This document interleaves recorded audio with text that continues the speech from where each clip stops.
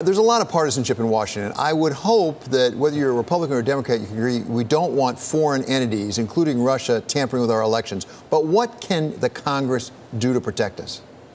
Well, we ought to do a few things. The first thing is I think most Americans are very surprised to learn that there isn't a single federal law or even a state law that I can find, although it may be out there somewhere, that establishes a minimum level of cybersecurity protection, for example, for our voting systems. So when you hear these stories about hackers being able to get into voting machines, there isn't a single law set up to protect against that. And that's what's so astonishing, is that we should be able to agree as Americans, not as conservatives or liberals or anything else, but as Americans, that our voting systems and our democracy should be protected.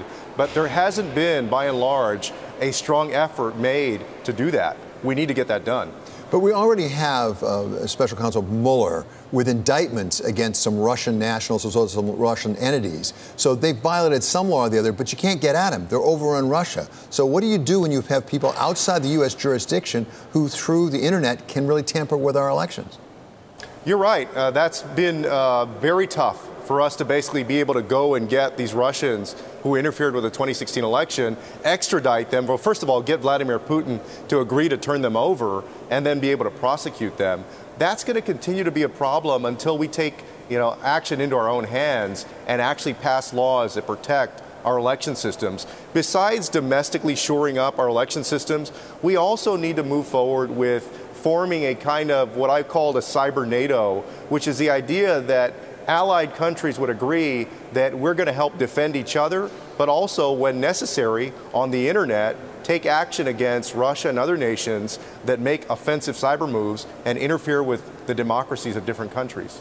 Now, we have heard that the president is reportedly considering, in an interview yesterday, he said that he's considering lifting sanctions on Russia if he were to take steps to cooperate with the U.S. on issues like Syria and Ukraine. Would that be enough? I don't think so. I disagree with that. The issues of Syria and Ukraine are very important issues, but for the United States, there is no issue more important than the sanctity of our elections. So I was stunned, as many were, when President Trump went over to Helsinki and didn't say a word to Vladimir Putin about or challenge him on the fact that Russia interfered. And in that joint press conference, when he was standing side by side with the Russian president, he basically said that Russia had no role in interfering with our elections. So yes, I mean, it is a very big concern. And before we make concessions on sanctions for Russia because they're cooperating on other issues, we need to deal, and they need to deal with what they did in 2016 and stop them from doing it again. So should Congress then pass a legislation that would actually impose more sanctions on Russia, specifically for meddling in the upcoming elections? We know that the Senate is discussing it. Can the House also do it? Yes, we absolutely should. In fact, myself and Mike Turner, a Republican from Ohio, actually proposed further sanctions on Russia. And the House should move on that legislation or similar legislation, and the Senate should do the same. And do you know, Mr. Congressman, whether the Trump administration favors those sorts of additional sanctions or not, if in fact it's proven that Russia is trying to interfere with these November elections just coming up? Well, the administration has not gotten behind this legislation, so that leads me to believe, obviously, that because of that inaction, that they don't support it. I hope that they will get on board. I hope that President Trump and his administration will become leaders on this fight to protect our elections. But so far, the evidence is not there that the president is willing to.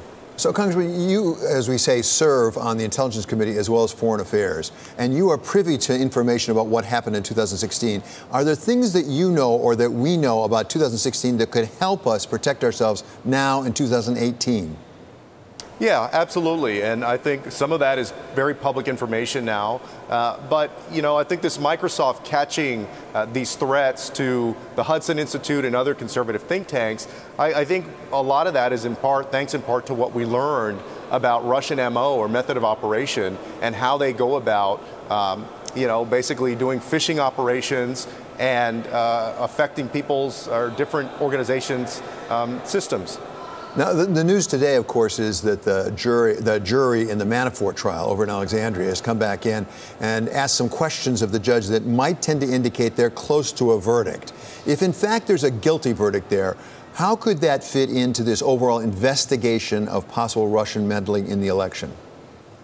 Well, I think if Paul Manafort is found guilty on these charges, or at least some of the charges, that's going to be a big blow to President Trump and to his campaign team. And I think it only portends, based on everything I've seen that is both public and private, it only portends more convictions, more plea agreements by others. And as I said, over a year and a half ago now, that I thought that some people would end up in jail.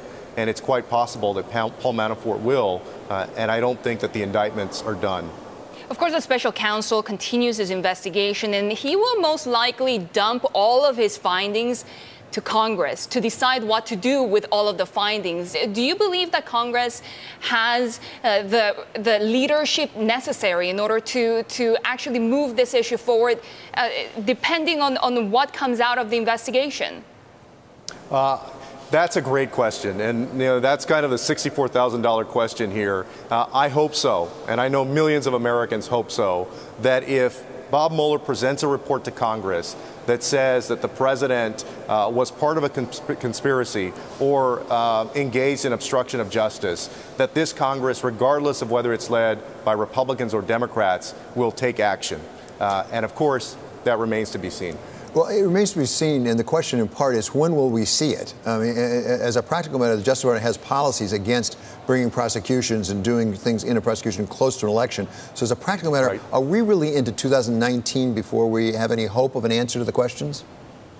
Yeah, I mean, I think, I've been saying for a while now that I think that Bob Mueller is going to operate in an old school way, so to speak, that after about September 1st or mid-September, you're going to see the investigation kind of go dark for a while, and it will resume either with a report and findings or with more prosecutions after the November elections. So yes, I think that, we probably only have a few weeks left at most where this investigation is going to be operational, so to speak, for this calendar year, or at least until the elections are over. And of course, completely separate trial, but Michael Cohen right now also facing charges. You've spoken to him. What's the sense that you get on his willingness to cooperate here with Mr. Mueller?